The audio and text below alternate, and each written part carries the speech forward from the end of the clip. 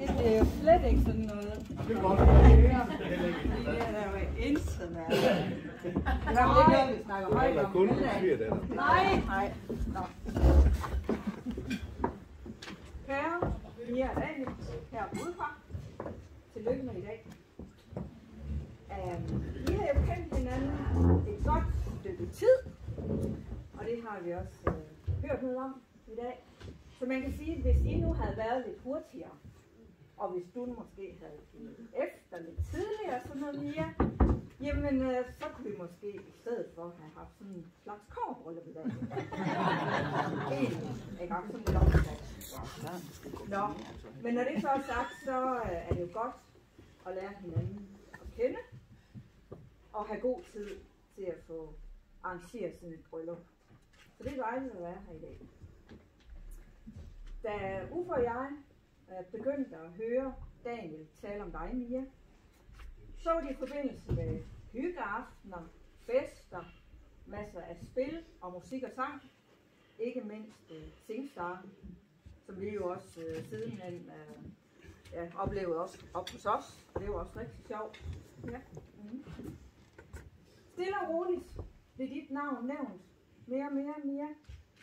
Men når vi så spurgte ind til Daniel om, hvad så, var det så ikke muligt, at vi om sådan kunne blive en date? Var det ikke? Nej, siger han Daniel. Det kan jeg så ikke rigtig lade sig gøre. Hun har altså en kæreste. Nå, men altså, kunne det så måske sådan på sigt? Afspacet lidt sådan, Daniel har man jo ikke forsikret, men altså, Mia, hun er i hvert fald en rigtig god veninde og en god kammerat, siger han Daniel. Jamen fint, altså vi skal jo heller ikke, vi skulle ikke blande os, vel? Altså, nej. Så gik det jo noget tid, og så en eftermiddag i Billund.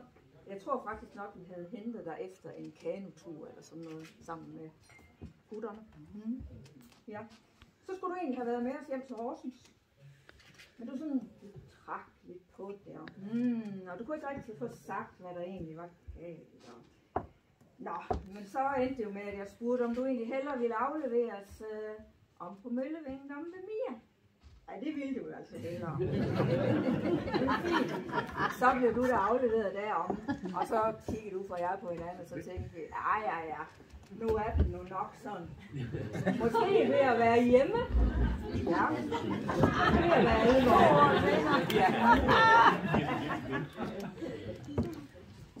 Og lidt senere, så fandt vi jo ud af, at Tove og jeg jo egentlig allerede kendte hinanden fra sådan en Lego-event i Aalborg, hvor vi begge var afsted for at sælge Lego-klodser på en lidt anden måde end sædvanligvis, og hvor vi så endte med at være sammen i fritiden. Det var jo altså lidt pudsigt, at flere år efter, så ender vores børn med at danne par.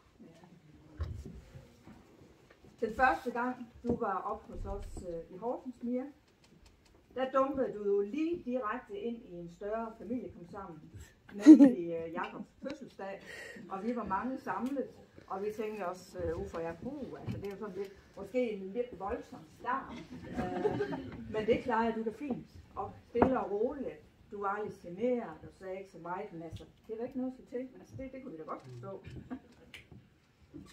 Og så gik der jo endnu lidt tid, og så blev Uffe og jeg inviteret om til Tove og Hassan, og Daniel og Mia var flyttet sammen inde på Mias værelse. Og inden vi så mødte op om ved Tove og Hassan på Møllevængen, så sagde Daniel til os, fordi vi havde jo hørt Melliot, vi havde bare ikke helt sådan truffet ham endnu. Hunden Melliot, ja. Nu behøver jeg ikke at snakke med ham sådan, altså bare ignorere ham, fordi han kan godt være lidt speciel. Okay. Hvad siger du? Jamen, det gjorde vi så.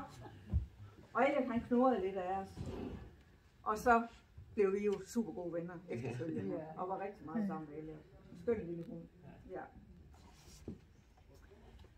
Tove og Hassan og flere fra familien var jo samlet den aften, og Uffe og jeg følte os fantastisk velkommen. Lige med det samme.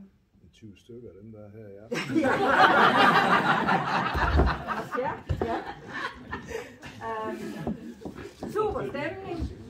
velkommen til vores familie. Vi er glade for at se jer. I skal bare følge jer hjemme. Og, jamen det var simpelthen så skønt. Og al den ros, I gav Daniel. Hvor har I dog en dejlig søn. Hvor er han dygtig. Han er utrolig musikal. Hvor ser han godt ud. Og så videre. Så det kunne ingen anden tage. Altså, jeg kan sige, at morgen, hvis man bliver mod igen. Det er noget, du sagde nu. Jamen, vi blev helt overvældet. Altså, ikke fordi vi ikke var klar over, at det var sådan, det var. Men at høre det fra den kommende svigerfamilie, det var da fantastisk. Altså, det blev vi rigtig glade for. I er en stor og dejlig familie. Altid søde og rare at være sammen med. Og det betyder meget for Uffe og mig, og ikke mindst for Daniel. Kære Mia og Daniel, som vi har snakket om flere gange i aften. I mødtes i musikken, kan man sige, og det gælder stadig. I er jo begge to glade for musik og sang, og du, Mia, giver Daniel plads til at udleve drømmen og spille i Cocktail House. Og det er stort, Mia. Det vil jeg også sige. Ja, det har du også fået at vide.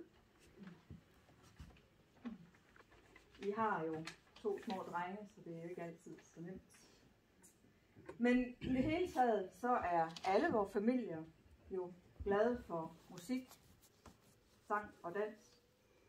Og jeg synes, at det ofte også er med til at samle os. Altid holde fest. Ja. Vi har det godt sammen på kryds og på tværs. Og det er dejligt. Det er jo trods alt ikke alle familier, der kan gøre det. Men det kan vi, heldigvis. Og så en lille anekdote her til sidst. For som sagt, I er jo en skøn lille familie på 4 nu. Ja, 5 med Elton. Ham må vi ikke glemme. Da der nu var gået nogle år, Mia og Daniel havde lært hinanden bedre at kende. Der var kommet mere styr på uddannelse og job, og de flyttede sammen i lejlighed. Ja, så tænkte jeg. Trine og Lars har Mads. Han er voksen nu. Jakob og Nina har Liva og tvillingerne, og de er heller ikke små længere. Daniel han er den næste i rækken. Nu er det Mark. Så kunne det jo ske, at Mia og ham snart vil have en lille. Det vil være skønt.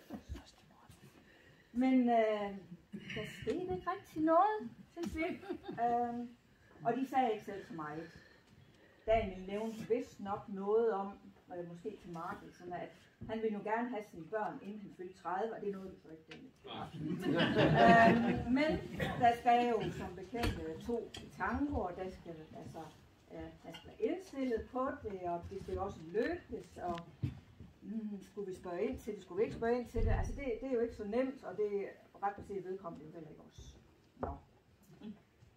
Så jeg tror nok, vi vil være med at spørge ret meget ind til det, som vi kan huske. Ja, det gjorde mor så ikke.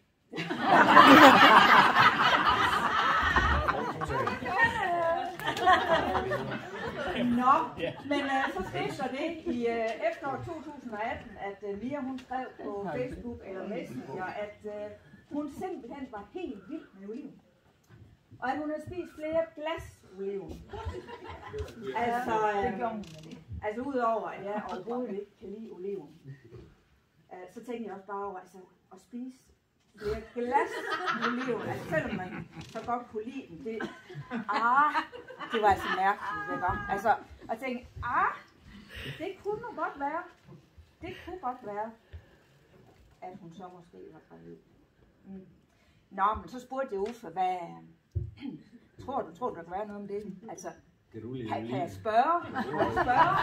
Og Uffe, han siger, ej, det skal du i hvert fald ikke spørge om. Det kan man ikke være bekendt. De skal selv komme og sige det. Nå, så spurgte jeg min yngste moster, Jonna, hvad tænker du? Skal jeg spørge? Og så spurgte jeg også en kollega, og den anden sagde nej, og så tænkte jeg går med ja. Så spurgte jeg Daniel, nu er det ikke for noget, men altså det var, Mia, hun har spist mange af de der oliviner. Så der være et eller andet. Nej, siger han Daniel. Altså det er der ikke. Altså samtidig så er der et eller andet Mia, hun godt kan lide rigtig meget af en periode. Det betyder ingenting. Nå, nej, men så, det var jo ikke noget at gøre ved. Altså, og så gik der lidt tid igen.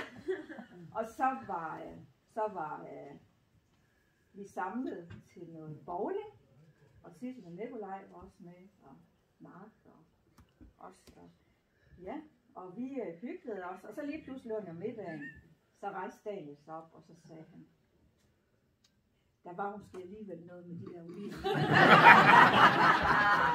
Og så var Max på vej, og det var jo dejligt. Det kan far må godt lide. Det må også være nemmere, hvad satte hun en alkoholfri vin ind i køleskabet? Det så du med det samme. Hey, hvad foregår der? Sæt jer selv og gå til at drikke af. Den har specielt nu hver gang, man lige sagt nej til et glas rosé. Nej, og nu har I Charlie, og det er bare så skønt. Og det er jo egentlig alt, hvad jeg vil sige. Og så vil jeg bare sige, at vi elsker jer. Og det er dejligt at være med jer. Så Uffe, så er det dig. Alt det, du skulle sige. Kom med det. Så sagde jeg lige før, det er sige mit tale. Jeg sagde det. Ja, det sagde du. Så. Faktisk så er det sådan, at Mia, hun har jo en svigermor, som virkelig går ind for alting. Og Daniel har en mor, der virkelig går ind for alting. Og det viste sig jo her for nogle år siden, hvor vi lige pludselig blev inviteret med på en skitur. Ikke godt? Ja. Det gjorde vi nemlig. Det gjorde I. Og Karina, hun har aldrig nogensinde stået på ski. Skråt op med det. Så har hun en plade oppe i Tryssel, hvor der står, at verdens bedste stunt, det var der. Så man skal ikke komme og sige, at svigermor ikke går ind og lyder noget, hvad det er. Det så jeg. Ja. Så jeg synes, at brudeparret, de skal rejse sig op. Og så skal de udbringe skål for de gode venner og de familiemedlemmer, de har.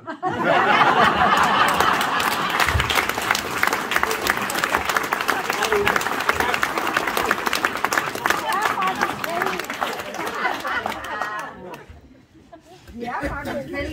Ja,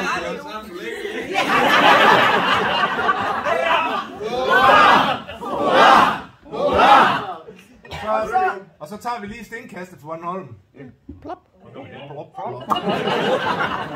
Og så tror jeg, at vi andre skal op og stå. Så skal vi lige